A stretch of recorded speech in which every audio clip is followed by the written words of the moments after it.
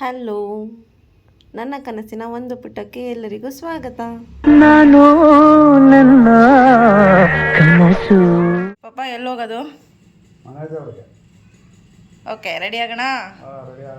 S, ಇಬ್ರು ready. ನನಗೆ ಸಿಕ್ಕಾಪಟ್ಟೆ ಬೋರ್ ಆಗ್ತಿತ್ತು. ಅಪ್ಪನ ಕೇಳಿದೆ ಎಲ್ಲೋಗೋದು ಅಂತ. ಅವ್ರು ಹೇಳಿದ್ದು ಮನೆ ದೇವರು. ಯಾಕೆ ಮನೆ ದೇವರು ಅಂದರೆ ನಮಗೆ ತುಂಬ ಹತ್ರ. ಯಾವಾಗಾದರೂ ಸರಿ ಟೈಮ್ ಸಿಕ್ಕಿದ್ರೆ ನಾವು ಫಸ್ಟ್ ಹೋಗೋದೆ ಮನೆ ದೇವ್ರಿಗೆ. ನಮ್ಮ ಆನೇಕಲ್ಲಿಂದ, ನಾವು ಸ್ಟೇ ಆಗಿರೋದು ಆನೇಕಲ್ಲಿಂದ ನಮ್ಮ ಮನೆ ದೇವ್ರಿಗೆ 14 ಕಿಲೋಮೀಟರ್ಸ್ ಆಗುತ್ತೆ ಅಷ್ಟೇ. ಸೊ ಅಪ್ರಾಕ್ಸಿಮೇಟ್ 20 ಮಿನಿಟ್ಸಲ್ಲಿ ರೀಚ್ ಆಗಿಬಿಡ್ಬೋದು. ಅಲ್ಲಿನ ಎನ್ವಿರಾನ್ಮೆಂಟ್ ಆಗಲಿ, ಪೀಸ್ಫುಲ್ ನೇಚರ್ ಆಗಲಿ, ಪ್ರತಿಯೊಂದು ನಮಗೆ ತುಂಬ ಇಷ್ಟ ಆಗುತ್ತೆ. ಸೊ ಯಾವಾಗೇ ತಲೆ ಕೆಟ್ಟರು ನಾವು ಹೋಗೋದು ಫಸ್ಟು ಮನೆ ದೇವ್ರಿಗೆ. ಸೊ ನಮ್ಮ ಮನೆ ದೇವರು ಯಾವುದು, ಎಲ್ಲಿದೆ, ಅದರ ಹೆಸ್ರೇನು, ಯಾವ ದೇವರಿದೆ ಎಲ್ಲನೂ ನಿಮಗೆ ಈ ವಿಡಿಯೋದಲ್ಲಿ ಗೊತ್ತಾಗುತ್ತೆ. ಪ್ಲೀಸ್ ನೋಡಿ. ಅಪ್ಪ ಇಲ್ಲಿ ನೋಡಿ, ನಮ್ಮಪ್ಪ ವಿಡಿಯೋ ಆನ್ ಮಾಡಿದ ತಕ್ಷಣ ಫುಲ್ ಫೋರ್ಸ್ ಕೊಡ್ತಿದ್ದಾರೆ. ಹೋಗ್ತಾ ದಾರಿಲಿ ಪರ್ಟಿಕ್ಯುಲರ್ ಆಗಿ ಈ ರೀಸನ್ ನಂಗೆ ಸಿಕ್ಕಾಪಟ್ಟೆ ಇಷ್ಟ ಆಗುತ್ತೆ. ಯಾಕೆ ಗೊತ್ತಾ? ಆ ಕಡೆ ಈ ಕಡೆ ಫುಲ್ಲು ಮರಗಳು, ಎಷ್ಟು ಬ್ಯೂಟಿಫುಲ್ಲಾಗಿ ಕಾಣಿಸುತ್ತೆ ನೋಡಿ ನೀವು. ಈಗ ನಾವು ಎಂಟ್ರಿ ಆಗ್ತಿರೋದೆ ತಮಿಳ್ನಾಡಿಗೆ. ಕರ್ನಾಟಕ ಮುಗೀತು, ಇವಾಗ ತಮಿಳ್ನಾಡಿಗೆ ಎಂಟ್ರಿ ಆಗ್ತಿದ್ದೀವಿ. ಓಕೆ, ಈಗ ಗೊತ್ತಾಯ್ತಾ ನಮ್ಮ ಮನೆ ದೇವ್ರು ಎಲ್ಲಿದೆ ಅಂತ? ನಮ್ಮ ಮನೆ ದೇವ್ರ ದೇವಸ್ಥಾನ ಇರೋದು ತಮಿಳ್ನಾಡಲ್ಲಿ, ಕರ್ನಾಟಕದಲ್ಲಿ ಅಲ್ಲ. ತಮಿಳಲ್ಲಿ ಹಾಕಿದಾರಲ್ಲ, ಅದಕ್ಕೆ ಗೊತ್ತಾಗಿಲ್ಲ.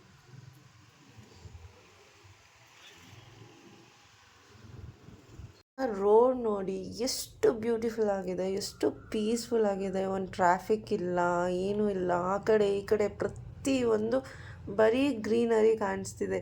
ಮೊದಲೆಲ್ಲ ಆ್ಯಕ್ಚುಲಿ ಇನ್ನೂ ಗ್ರೀನರಿ ಇತ್ತು. ಈಗ ಆ್ಯಕ್ಚುಲಿ ಸ್ವಲ್ಪ ಡೆವಲಪ್ಮೆಂಟ್ ಹಂಗೆ ಹಿಂಗೆ ಅಂತ ಕಡಿಮೆ ಆಗಿದೆ. ಬಟ್ ಆದರೂ ಎಷ್ಟು ಪೀಸ್ಫುಲ್ ಆಗಿದೆ, ಎಷ್ಟು ಚೆನ್ನಾಗಿದೆ. ಆ ರೈಡ್ ಹೋಗ್ತಾ ಇದ್ದರೆ ಹೋಗ್ತಾನೇ ಇರಬೇಕನ್ಸುತ್ತೆ, ಅಷ್ಟು ಬ್ಯೂಟಿಫುಲ್ಲಾಗಿರುತ್ತೆ. ಆ ರೋಡು ಚೆನ್ನಾಗಿದೆ, ಎನ್ವಿರಾನ್ಮೆಂಟ್ ಚೆನ್ನಾಗಿದೆ. ಪಾಸಿಟಿವಿಟಿ. ಯಾವ ಊರಿದು? ಗುಮ್ಲಾಪುರ. ಈಗ ನಾವಿರೋದು ಗುಮ್ಲಾಪುರ. ಗುಮ್ಲಾಪುರ ಅಂದ ತಕ್ಷಣ ನಮ್ಗೆ ತಲೆಗೆ ಬರೋದು ಗುಮ್ಲಾಪುರದ ಗೌರಮ್ಮ.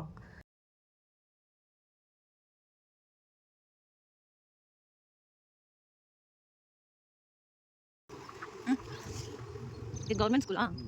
ಇವರು ಕನ್ನಡ ಬರುತ್ತಾ? ಬರಲ್ವಾ? ಕನ್ನಡದಲ್ಲೂ ಹಾಕಿದ್ದಾರೆ ಬೋರ್ಡು. ಹಿಂಗೋದ್ರೆ ಗೌರಮ್ಮ, ಗುಮ್ಲಾಪುರದ ಗೌರಮ್ಮ. ಗುಮ್ಲಾಪುರದ ಗೌರಮ್ಮ ತುಂಬ ಫೇಮಸ್ ದೇವಸ್ಥಾನ ಅದು. ಯಾಕಂದರೆ ಅದಕ್ಕೆ ಆದಂಥ ಒಂದು ಸ್ಟೋರಿ ಇದೆ. ಆ ದೇವಸ್ಥಾನದಲ್ಲಿ ಮೂರ್ತಿ ಇಟ್ಟು, ಅಂದರೆ ಗೌರಮ್ಮನ ಮೂರ್ತಿ ಇಟ್ಟು ಪೂಜೆ ಮಾಡೋದು ಬರೀ ಒಂದೇ ತಿಂಗಳು. ಅದು ಯಾವಾಗ ಅಂದರೆ ಗೌರಿ ಗಣೇಶ ಹಬ್ಬಕ್ಕೆ ಮಾತ್ರ. ಇನ್ನು ಮಿಕ್ಕಿ ಟೈಮಲ್ಲೆಲ್ಲ ದೇವಸ್ಥಾನ ಕ್ಲೋಸ್ ಇರುತ್ತೋ ಓಪನ್ ಇರುತ್ತೋ ಗೊತ್ತಿಲ್ಲ. ಬಟ್ ಅಲ್ಲಿ ಗೌರಮ್ಮನ ಮೂರ್ತಿ ಅಂತೂ ಇರಲ್ಲ, ಬರೀ ಕಲಶ ಇಟ್ಟು ಪೂಜೆ ಮಾಡ್ತಾರೆ ಅಂತ ಕೇಳ್ಪಟ್ಟಿದ್ದೀನಿ. ಗುಮ್ಲಾಪುರದ ಗೌರಮ್ಮಗೂ ನಮಗೂ ಒಂದು ಸ್ಪೆಷಲ್ ಕನೆಕ್ಷನ್ ಇದೆ. ಅದೇನಂದರೆ, ನಾನು ಹುಟ್ಟೋಕ್ಕೂ ಮುಂಚೆ ನಮ್ಮಪ್ಪ ಹೆಣ್ಮಗುನೇ ಹುಟ್ಟಿದ್ರೆ ಗೌರಮ್ಮಂಗೆ ಪ್ರತಿ ವರ್ಷ ಬಂದು ಬಾಗ್ನ ಕೊಡ್ತೀನಿ ಅಂತ ಬೇಡ್ಕೊಂಡಿದ್ರಂತೆ. ಆ ಗೌರಮ್ಮನ ವರದಿಂದನೇ ನಾನು ಹುಟ್ಟಿದ್ದೀನಿ ಅನ್ನೋದು ನಮ್ಮಪ್ಪನ ನಂಬಿಕೆ.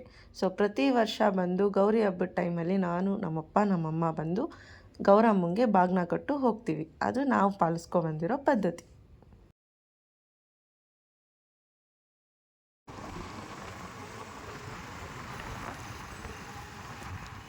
ನಮ್ಮ ಮನೆ ದೇವ್ರದ್ದು ಆರ್ಚ್ ಅಲ್ಲ.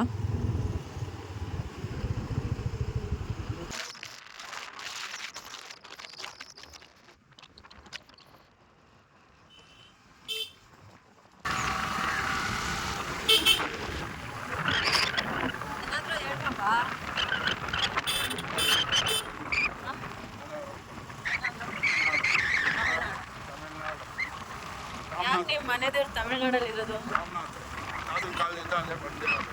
ತಾತ ಹೆಸರೇನು? ಈಶ್ವರನ? ಈಶ್ವರಪ್ಪ.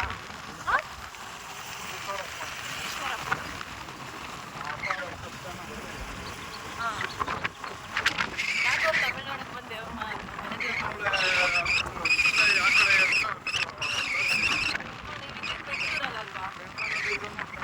ಮೈಸೂರು ಕೊಳ್ಳೇಗಾಲ ಅಲ್ಲಿಂದ ಬರ್ತಾರೆ ದೇವರಿಗೆ.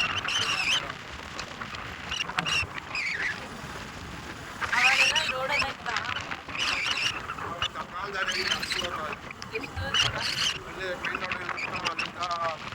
ಅದೇ ಆರ್ಚ್ ಇತ್ತಲ್ಲ, ಅಲ್ಲಿಂದ ನೋಡ್ಕೊ ಬರ್ತಾ ಇದ್ದ. ಪ್ರತಿ ಸತಿ ಹೋದಾಗ ನಾನು ನಮ್ಮಮ್ಮ ನಮ್ಮಪ್ಪ ಮೂರೇ ಜನ ಹೋಗಿ ಪೂಜೆ ಮಾಡಿಸ್ತೀವಿ. ಬಟ್ ಕಾರ್ತಿಕ್ ಮಾಸದಲ್ಲಿ ಹೋಲ್ ಫ್ಯಾಮಿಲಿ ಅಂದರೆ ಪ್ರತಿಯೊಬ್ಬರು ದೊಡ್ಡಪ್ಪ ದೊಡ್ಡಮ್ಮ ಚಿಕ್ಕಪ್ಪ ಚಿಕ್ಕಮ್ಮ ಪ್ರತಿಯೊಬ್ಬರು ಸೇರಿ ಪೂಜೆ ಮಾಡಿಸ್ತೀವಿ. ಅದು ತುಂಬ ಸ್ಪೆಷಲ್ ಆಗಿರುತ್ತೆ. ಈ ಸತಿ ಕಾರ್ತಿಕ್ ಮಾಸ ಬಂದಾಗ ಡೆಫಿನೆಟ್ಲಿ ನಾನು ವಿಡಿಯೋ ಮಾಡ್ಕೋತೀನಿ, ಅದಕ್ಕೋಸ್ಕರ ವೆಯ್ಟ್ ಮಾಡಿ.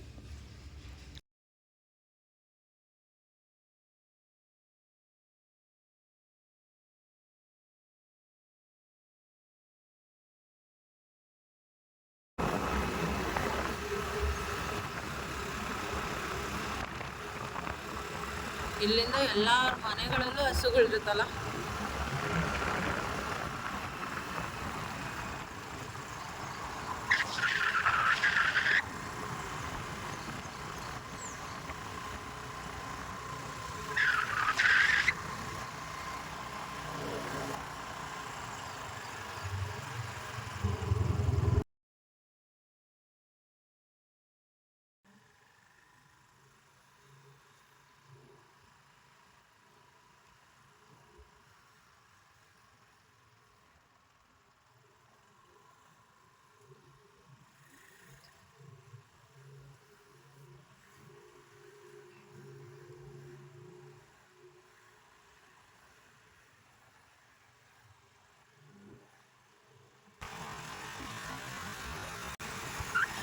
ಸೊ ಈ ಜಾಗದಲ್ಲಿ ಸ್ಪೆಷಲಿ ಬೆಟ್ಟದ ಮೇಲೇನೂ ಒಂದು ದೇವಸ್ಥಾನ ಇದೆ, ಬೆಟ್ಟದ ಕೆಳಗಡೆನೂ ಒಂದು ದೇವಸ್ಥಾನ ಇದೆ.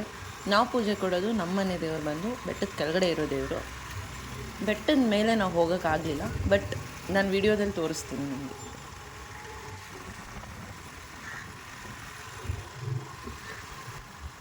ರೋಡು ಸೈಡ್ಸಲ್ಲಿ ಫುಲ್ಲೂ ಮ್ಯಾಂಗೋ ಟ್ರೀಸೇ ಇರೋದು. ಎಷ್ಟು ಬ್ಯೂಟಿಫುಲ್ಲಾಗಿ ಕಾಣಿಸ್ತಿದೆ ನೋಡಿ.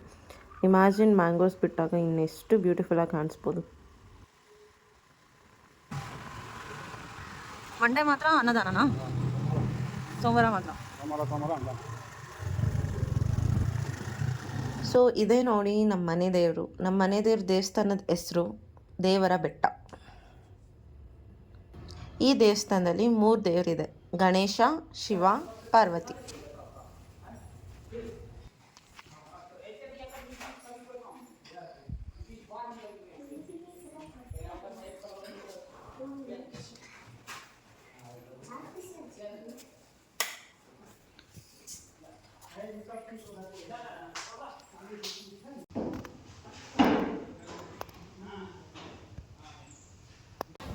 ಸೊ ಫೈನಲಿ ನಮ್ಮಪ್ಪ ನನ್ನ ಕೈಯಿಂದ 101 ರೂಪಾಯಿ ಹಾಕ್ಸಿದ್ರು ಉಂಡಿಗೆ.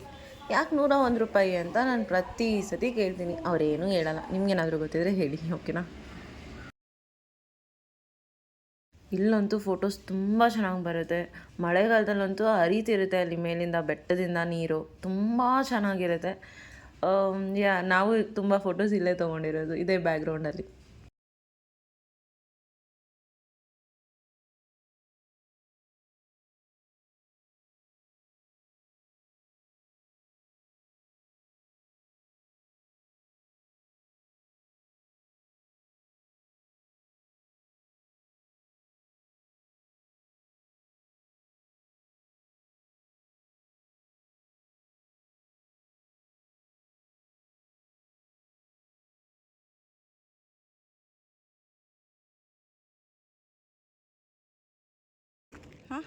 ನೆಕ್ಸ್ಟ್ ನಾವು ಹೋಗಿದ್ದೆ ಕೊಳದತ್ರ. ಕೊಳದತ್ರ ಹೋಗೋದು ತುಂಬ ಜನ ಭಯಪಡ್ತಾರೆ. ಯಾಕೆ ಅಂದರೆ ಅಲ್ಲಿ ಜೇನಿನ ಗೂಡು ಜಾಸ್ತಿ ಇರುತ್ತೆ. ಜೇನು ಯಾವಾಗ ಬೇಕಾದರೂ ಅಟ್ಯಾಕ್ ಮಾಡ್ಬೋದು ಅನ್ನೋ ಭಯ ಎಲ್ರಿಗೂ ಇರುತ್ತೆ. ಬಟ್ ನಾವೇನು ತಪ್ಪು ಮಾಡಿಲ್ಲ ಅಂದರೆ ನಾವು ಹೋಗೋದಕ್ಕೆ ನಮಗೇನು ಭಯ ಇಲ್ಲ. ಸೊ ಹೋಗೋಣ ಬನ್ನಿ. ಅದಕ್ಕೆ ಮುಳುಗ್ಬಿಟ್ಟು ಬರಬೇಕು.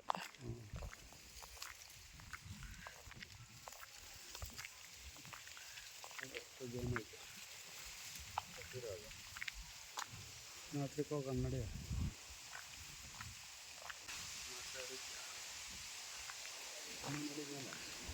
ಸ್ಲಿಪ್ಪರ್ ಹಾಕ್ಕೊಂಡಿದ್ದೀವಲ್ಲ, ಅಲ್ಲೇ ಇರೋದಲ್ಲ ಬೆಟ್ಟ, ಹಂಗಿಂದ ಹತ್ಕೊಂಡು ಹೋಗ್ಬೇಕು.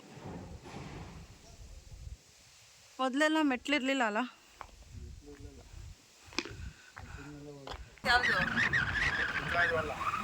ಇಡೀ ಫ್ಯಾಮಿಲಿ ಕುತ್ಕೊಂಡು ಊಟ ಮಾಡೋದು. ದೊಡ್ಡ ಕೆರೆ ಅಲ್ವಾ ಅದು? ಬೆಟ್ಟದ ಮೇಲೆ ನಿಂತ್ಕೊಂಡು ನೋಡಿದರೆ ಚೆನ್ನಾಗಿ ಕಾಣ್ತಿತ್ತು.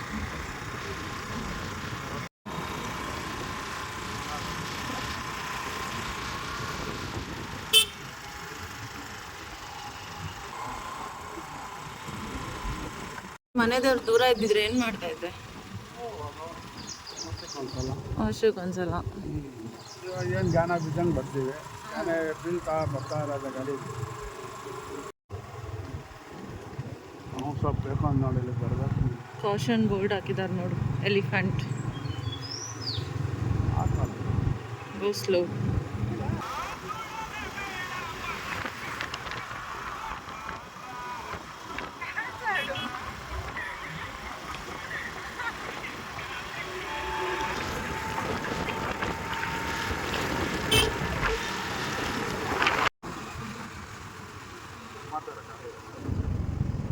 ಬಂದರೆ ಚೆಕ್ ಮಾಡ್ತಾರೆ. ಹಿಂಗೆ ಹೊಗೇನಕಲ್ಗೂ ಹೋಗ್ಬೋದಾ ಈ ರೂಟಲ್ಲಿ?